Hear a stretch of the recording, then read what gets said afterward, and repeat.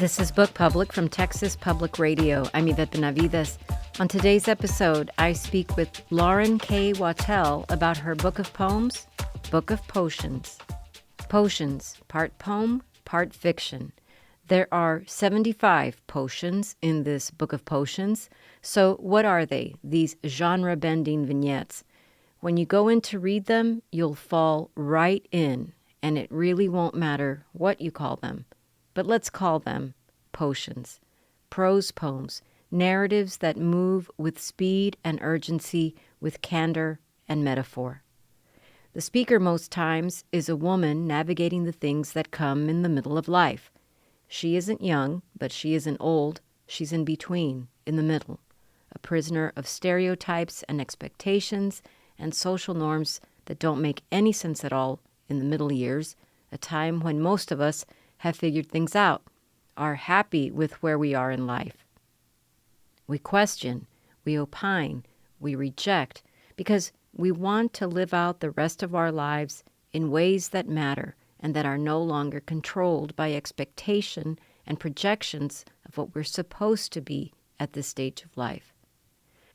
Sometimes our speaker, our narrator, our protagonist is exasperated. Sometimes she's lost in something she finds beautiful and clever, and readers will go along with her from potion to potion.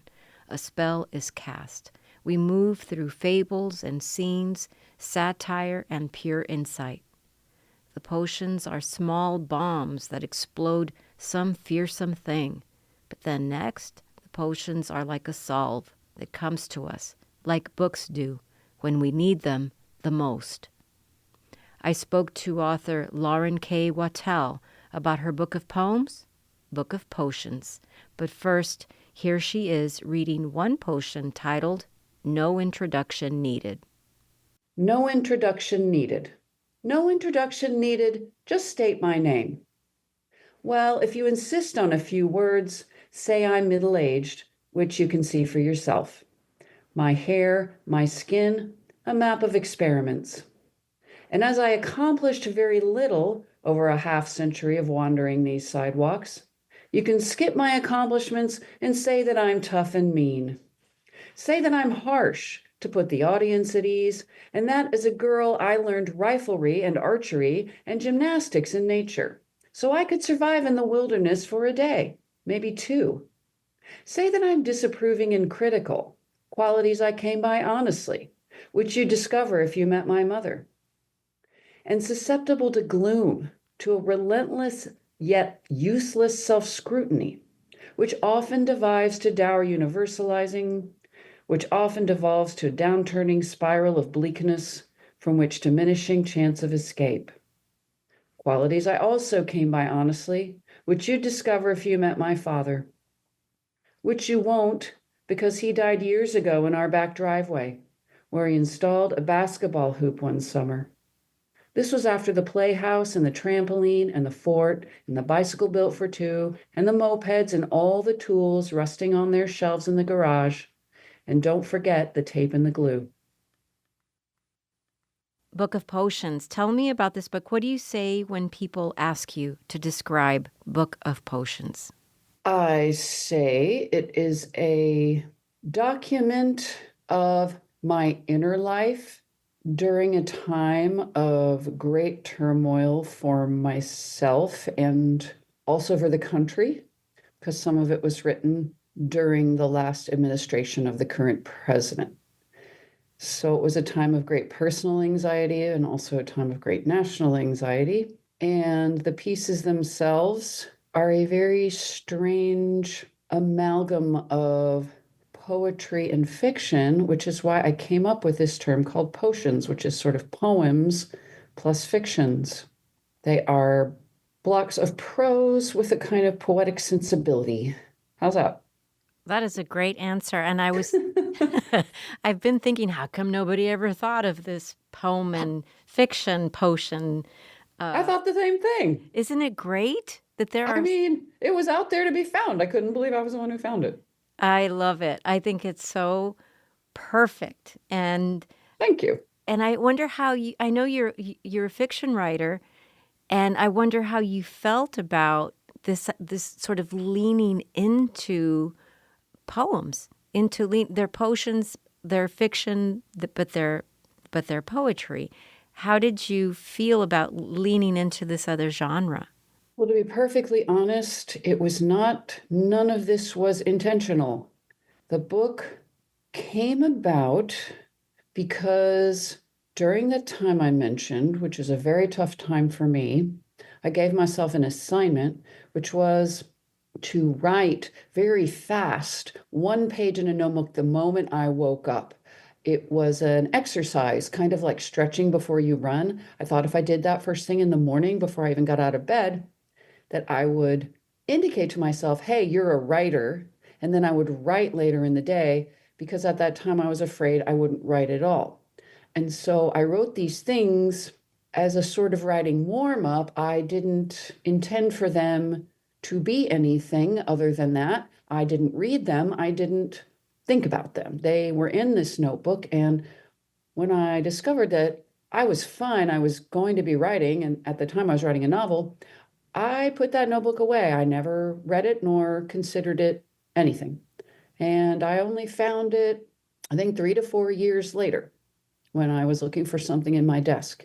And I was reading it for the first time out of curiosity more than anything else, and discovered that my desperate scribblings had yielded some of the strangest, most hilarious, intense, even scary writing I'd ever done in my life without my having intended it or knowing it. And so it's hard to answer the question of leaning into poetry because I didn't purposely do that. I think what had happened was I'd been reading a lot of poetry and I maybe had it in my bones there and it came out in this way. But it wasn't something I meant to do.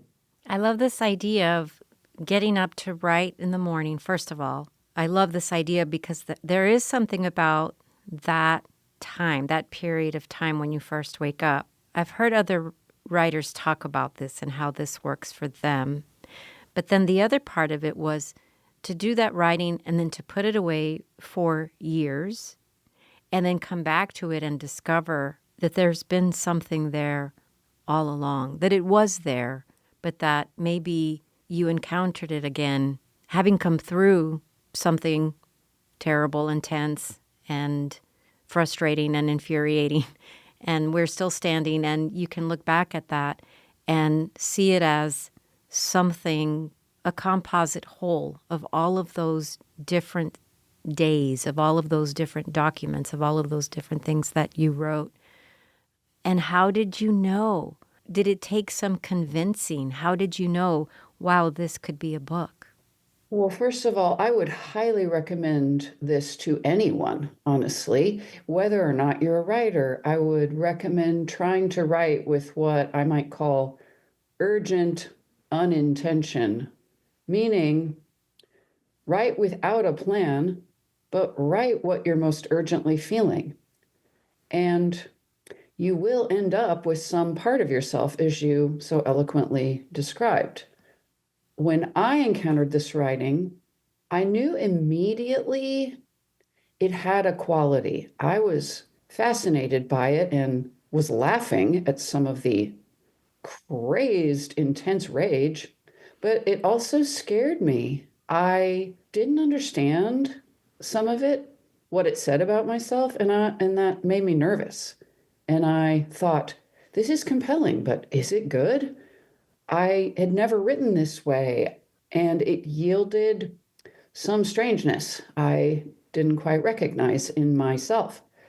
But I knew almost immediately that I could have something. And so I started typing out some of the better ones and sitting with them. And I had a friend, my best friend Lewis, who encouraged me to let them be weird and not to over edit or edit out the strangeness, but to let what I had discovered about myself sit there and be as strange and uncomfortable as it ended up being. Well, the strangeness and, what's uncomfortable, I think, is what is so resonant.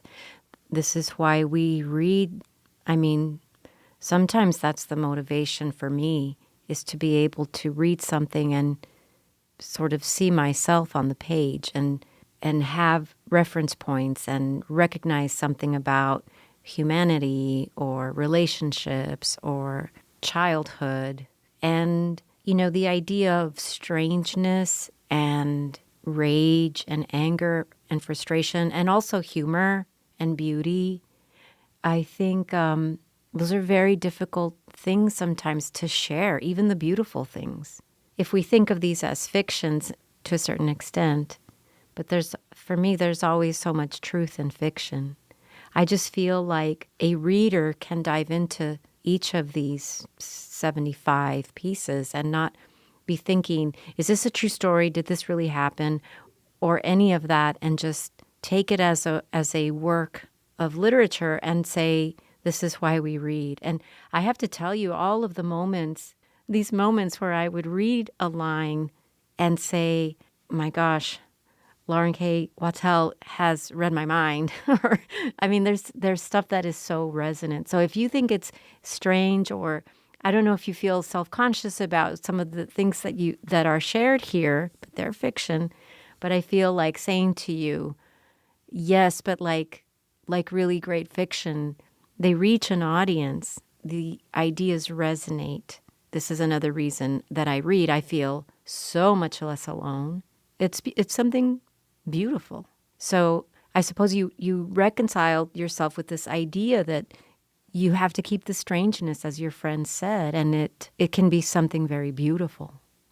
Thank you. I agree. And I think any writer or any just passionate reader of serious literature, or maybe just any reader at all, will tell you that the reason reading is satisfying and joyous and comforting, even when it's uncomfortable, is because you will often find something someone says, whether it's in a novel or a poem or an essay, that you recognize, because we all have our inner turmoil and we're very different in many ways, but in that way, we're extremely alike.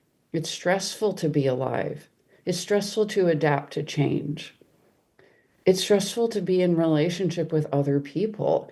It's stressful to have awareness of what's happening all over the world with no power to change or affect those extremely stressful phenomena. And so when we can find that companionship in the words of other people, it is affirming that we're not alone in our torment. And I think it's why I wanted to write, because other writers gave voice to things that I had felt, and I felt less alone, as you said. And I thought it would be wonderful if I could give that to people who read my work. And I'd say it's an interesting issue to consider what you think is true about a work of fiction or even a strange work of poetry and whatever, because there are things you can learn about me by reading this book, some factual things,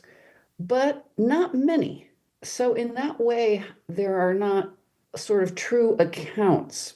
But the reason is that I was grappling with feelings or with, emotional situations that I felt were very difficult.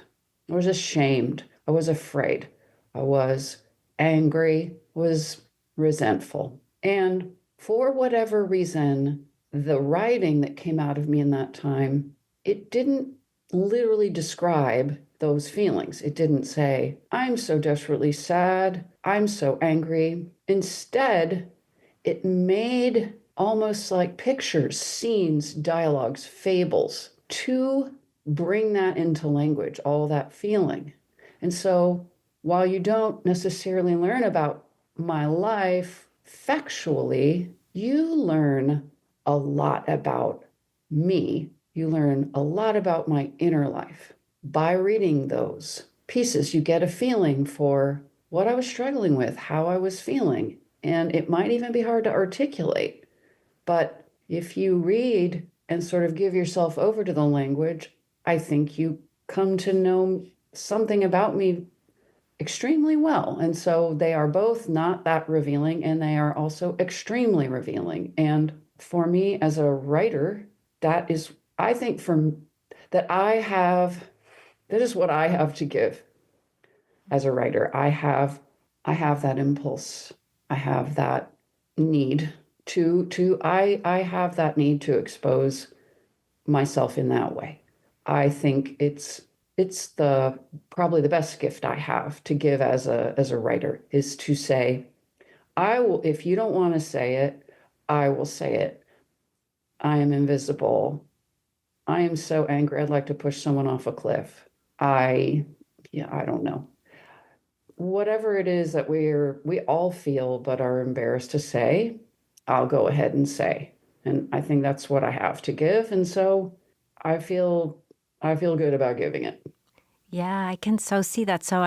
That's so profound. It's this idea of, well, this isn't a story about the author, but this is a story the author created so that we can understand human beings or feelings or ideas that rise up when you're frustrated or feel powerless or feel invisible, etc. And I feel like that's that's how this is a book of potions. That's how this really makes so much sense to me. I feel like I can understand you as the writer, but these potions you wrote them years ago, but they are meeting a moment for me right now, all these years after you wrote them. I think that's what really good literature does. It can meet a moment for the reader and mean something so profound and resonant and the rest. And that's what the book did for me too. I mean, there are recurring themes in the book, but one that I'm struck by and that has stayed with me is the idea of image, of aging, but also of ruminating on something relating to ways of disappearing or of a kind of displacement or dislocation. And I found very interesting the poems also about where the persona or the speaker is talking about getting older even, or about being invisible. I think where we are today in 2025, and I'm not saying this just because I'm older in 2025, but I feel like something has shifted in our world around the idea of self-image for many different reasons that I won't get into. But the fact remains that I think people who enter some of these potions will find so much that resonates around the idea of feeling somehow less visible when we reach a certain stage. It seems to be concurrent with, and also because of our world and what is happening, feeling less like we have less agency somehow instead of more because of what's happening in our world. So it's such an interesting thing. Your use of the word stress earlier, of what is stressful, and this is stressful, and this is also stressful. I mean, that is such a word that we all use and hear all the time. But I feel sometimes like there's just not another word for it, for the things that we are feeling and thinking about. But I did want to circle back to the idea of self-image and invisibility and getting older, but not just getting older, because I love being older, but the idea that it can be problematic because of the way others treat the idea of being older, of somebody who is older. So I wonder if you can talk about that idea a little bit from your book. Absolutely. I think it's a very good observation, and one I made about the work when I was looking at it, that I obviously was circling around forms of disappearance or being invisible or blurrings. And I think so many of us, especially women, you feel that you're too visible, perhaps, when you're young. You're kind of an object of the gaze of men, say, or just the gaze of anyone looking at you with desire or interest. And I was at least very conscious of being that object and not feeling very comfortable as that object, but yet wanting to embody it. And then so much of my identity was based on looking a certain way, feeling like an object that was beautiful or desirable or youthful. And then you reach a point where suddenly you understand that if men were looking at you before, now you can walk through a room and no one is looking at you. And you're the same person, but you look different, you're older. And it's unsettling because suddenly you're questioning your value as a person. Even as you said, I'm feeling my value as a person much more powerfully the older I get. I'm just more calm. I'm smarter. I know myself a bit better, doing a lot of work on myself. It feels great to be in my late 50s. I'm happier now than I've ever been. But in terms of some kind of vibrant presence in the world, aging is counted out, and aging, I'd say, almost erases you just as you're feeling more yourself. So it's extremely odd that way. And then there is the feeling of just erasure, disappearance, the panic of the vanishings because of climate change, that species are vanishing, that seasons are vanishing, that coastlines, that mountaintops, that snow are all vanishing. And we are helpless to stop it. And we are terrified of those vanishings and the vanishing of our own species, sort of a grim shadow, the possibility that we will not survive our own stupidity. And then, in the current moment, instability and chaos seems to be the MO. So just the vanishing of normal life. It's all extremely unsettling. And again, stressful is the word. And then what happens? We just feel kind of a chronic anxiety because one of these things alone is enough to unsettle you, but there are 300 a day. It's a rough time to be alive. And lastly, I completely agree that our sense of our own agency, given our politics, given our ceaseless internet, etc., our news cycle, does seem to be diminishing. And so you are faced with just strange, calamitous, huge scale problems, and then very few opportunities for agency to feel in any control of these large scale changes that we are all watching just come over us.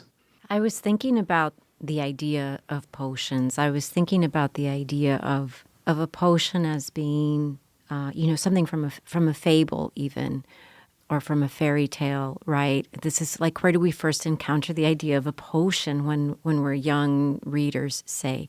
But I was thinking about how a potion can be medicinal. It doesn't have to be something that tastes terrible and makes you feel bad or makes you feel worse.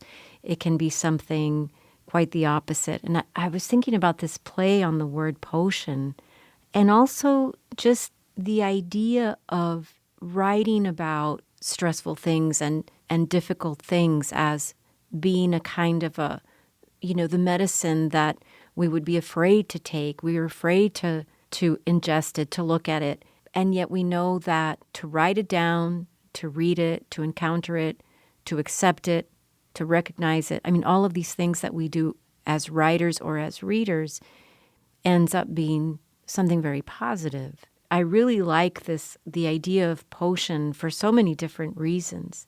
But I want to ask you about the cover of the book. I know that most times authors don't have a say on what the cover of their book ends up looking like. But I want to talk about the image of there's a knife.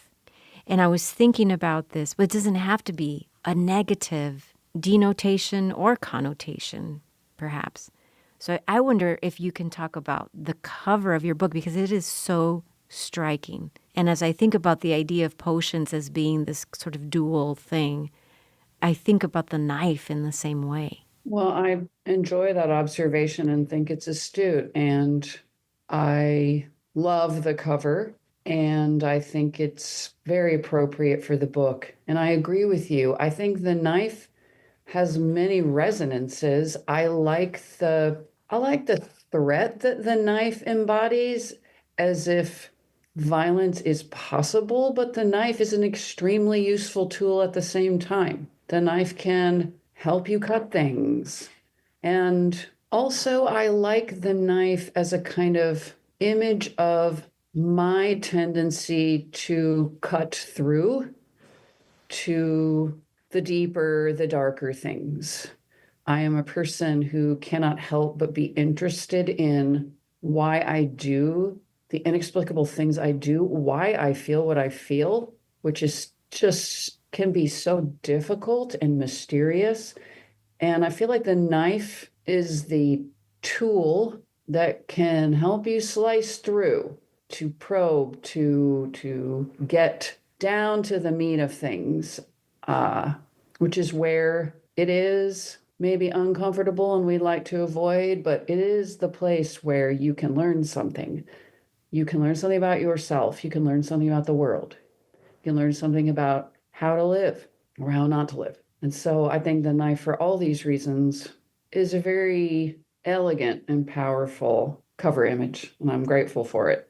Well, tell me, how has your writing process changed, if at all, as a result of this book? Well, I imagine you write every day still, but in the morning in your notebook and just as before. But do you think about writing any differently now that you encountered that notebook and were able to then, and I'm sure it was laborious and time-consuming to create this book, but how do you now enter the writing space for yourself? Do you welcome the notebook? Do you approach writing in the notebook in a different way now? Oh, I think discovering this writing completely changed everything for me because, first of all, it made me aware of how rigid I had been about what I considered a proper way to write. I had always thought this idea of writing quickly without stopping or censoring or even thinking was absurd and would yield just silly, sloppy, unusable nonsense. And I honestly had really never tried it and had been scornful of the idea. And it, I think, spoke to, yeah, a rigidity in myself, and very much my impulse to kind of control. I have always been a very bossy, controlling, disapproving, clenched person.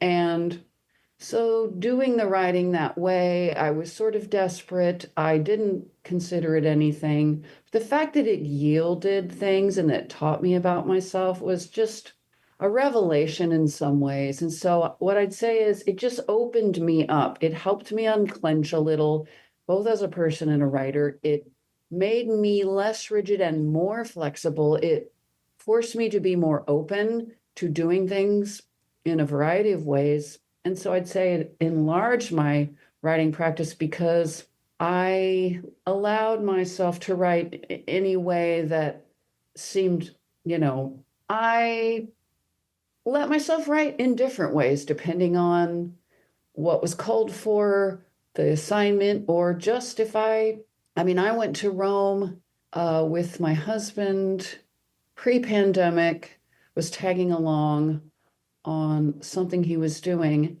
And I just decided to write for 4 weeks with no plan in this regard, something I never would have done. And again, it just yields some crazy stuff. Will I use it? I don't know, but it's just freeing. It's freeing to be surprised by yourself and let yourself be more and different than you've habitually been. And it's nice to find this out when you're older, that you don't necessarily have to harden into something. You can actually soften and expand into something as you age, which is exciting, in fact, and nice. Your good fortune of going back to those notebooks and then ending up with Book of Potions is our good fortune, I have to say. So, Lauren K. Watel, thank you so much for talking to me today. I really appreciate it. Well, thank you for the excellent questions and the very thoughtful and sensitive reading of my book. It's lovely. I appreciate it. Here we are. Do you trust me? Do I trust you? No, trust died last century, along with truth.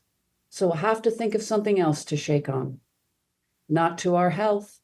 Our health is bad and only getting worse. Not to our wealth. Not to you and yours. Not to me and mine, because yours and mine, every last one, perished in the wars.